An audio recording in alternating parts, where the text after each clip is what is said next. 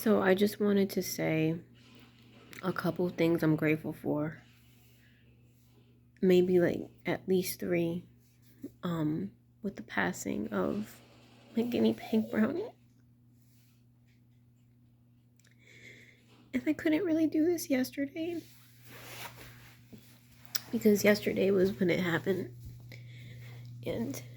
But I mean, I just want to say that like one thing I'm grateful for is could have the whole day yesterday to grieve Brownie the whole day. That is a blessing. Because maybe some people lose a pet and they don't have a whole day to grieve. Like maybe they have to go straight to work. I can't imagine driving your pet to like the cremation and then having to go to work afterwards. I would totally melt down. So number one thing that I'm grateful for in this time of pet loss is that I had a whole day to cry. I was able to cry the whole day and grieve. And yesterday was like the most intense. And I never in my life, this is my first time feeling the grief where you feel like you don't want to let go. When I couldn't believe that I had to drive her to this cremation place. It was like 30 minutes away.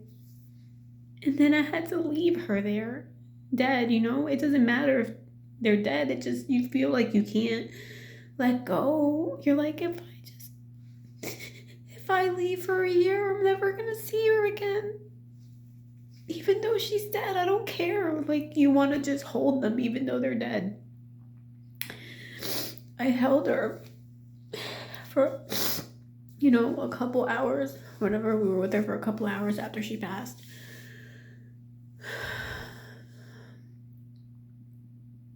And I'm grateful that I got to have that time.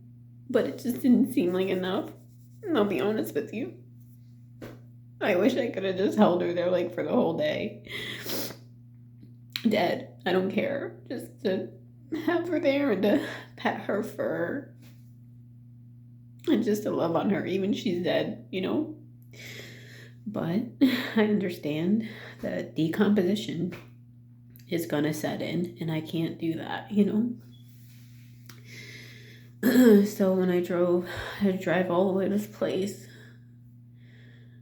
which disgusts me that I had to go so far to drop her off and leave her there. And then I stood in the car with her, crying more. Like I didn't want to go inside and leave her there. And then I went inside and I talked to the lady and I stayed there some more with Brownie, but it wasn't long enough. And probably no amount of time would have been long enough is the conclusion that I came to. No amount of time would have been long enough. And then I cried the rest of the day. I couldn't stop it.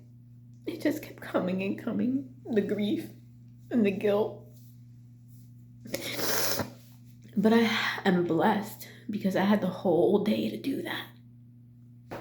I'm so thankful for that. I needed that. And then the second thing I'm grateful for is I have a good friend to talk to about this who has experienced grief herself with animals.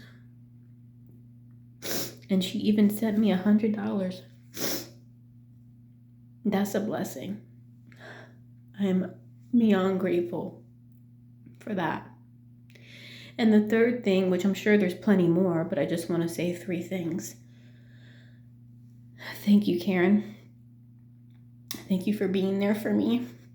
It doesn't matter that you weren't there. Like, for the first part, it's like you understand people can't be there as soon as you message them, but they're there and they're sleeping or whatever and they'll get with you.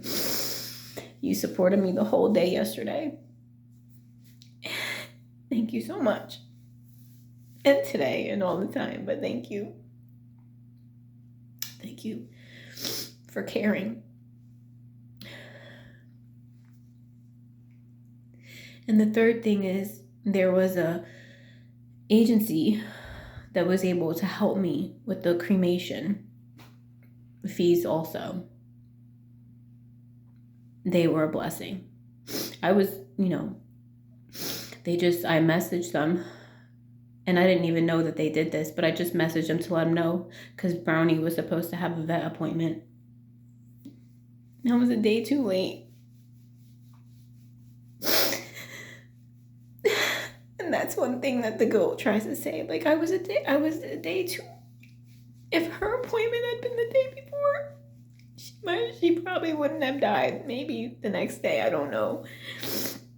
But I was a day too late in getting her to the vet, But the same people that were helping me a little bit with the vet said they had a place that they had an account with, and to bring her there, and they would help me. So that's the third thing. And I just thank God, and I prayed to God, and I said, God, I thank you for giving me comfort and for helping me process through this grief, And that's all I want to share.